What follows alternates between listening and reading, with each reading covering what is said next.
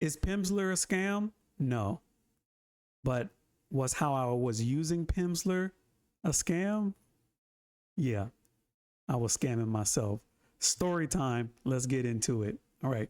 Now, when I was about 26, I was in seminary with a friend of mine who had all of the Pimsleurs every level. And she said that I could borrow it because she found out that I was, learning Spanish. And so she got me the files, and I bought into just listening to what was being said and repeating it out loud. And that's input, that's output, that's Pimsleur, right? It was a lot of files in that zip drive that she gave me on that fateful day. Within 2 months, I quit because it was boring. It was repetitious. It was that whole space-time repetition. It was doing that, but it was frustrating that I could never remember the phrase that I was supposed to remember. That I just was uninterested and I quit. So I scam myself because Pimsleur does actually work, because remember, you need input, output. The problem with Pimsleur is that it just wasn't like Monly, right? Monly is the same thing: input, output, phrase, repetition, right? Phrase book. If you want to know anything about how I think about phrase books, then go ahead and look at my last video. But phrase books work, and Monly, Pimsleur, they're just digital phrase books, right? But the difference between Monly and Pimsleur is that Monly shows you the phrase that you are repeating.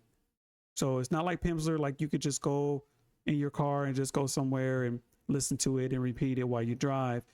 You can't do that with Monly because, I mean, you probably can on your app, but on the VR headset, you can't do that because, you have something on your head. But looking at the phrase while you are repeating it is what makes the whole Monly thing work, the whole phrase book thing work. And so the whole shadowing thing work, right? So I bought into the Pimsleur just listen and speak, and I listened and quit. I didn't learn later until I opened up maybe the PDFs about 10 years later that Pimsleur actually has supplementary PDF files with them that actually gives you something to read. And I was not aware of that. And even if I was aware of that, I probably wouldn't have used it right. They don't really couple it right. They just double down on the listen and speak. So when I speak or when I'm listening, sometimes the words just kind of pop up in my head, right? They just pop up. And with that being said, that's what like subtitles are useful for, because they give you a visual. And without that visual, then you don't have anything to anchor it to. And then not only that, but because of the flow of the language, and especially like in Spanish, the language that I was learning, some of the words flow into the other words. And so there was no clear delineation between when one word started and another word began. And that was throwing me off with Pimsleur.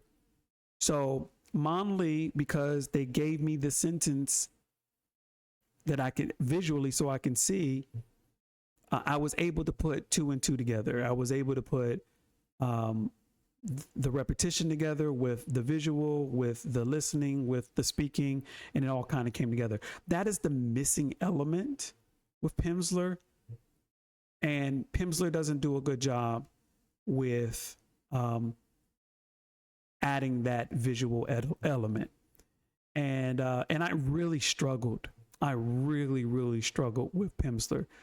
The reason why Pimsleur works for me now is because I have so much of the written language in me because of all the reading that I've done, that when I hear something like the in estado, when I hear the immediately my brain sees the visual. Whereas before, I didn't have an anchor, so I couldn't see that and so it was just kind of just getting all lumped together, and in the Pimsleur method. But because I had so much reading experience and the anchor of the grammar, then I was able to hear that which I wasn't able to hear before, and that anchor gave me something that anchored me to be able to hear it more clearly. So it kind of all works together for good to them that love God and are the called according to his purpose. But Monley gave me that, Pimsleur did not. But now that I am anchored in some kind of reading literacy, I don't really need that anymore.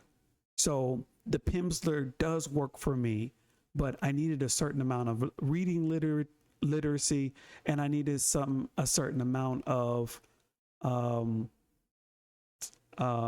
experience with the language grammar literacy in order for me to in order for Pimsleur to work for me. So that's my review on Pimsleur. Pimsleur does work, but I had to get it to work a certain type of way for me. And with the Bible method that I'm going to be using and teaching with, we will have those visual anchoring. We will have, I'm going to talk about reading and listening. I'm going to talk about speaking and writing. I'm going to talk about all that different kind of stuff. But for Spanish and for English and for the languages that I'm going to be teaching, you will have all of that.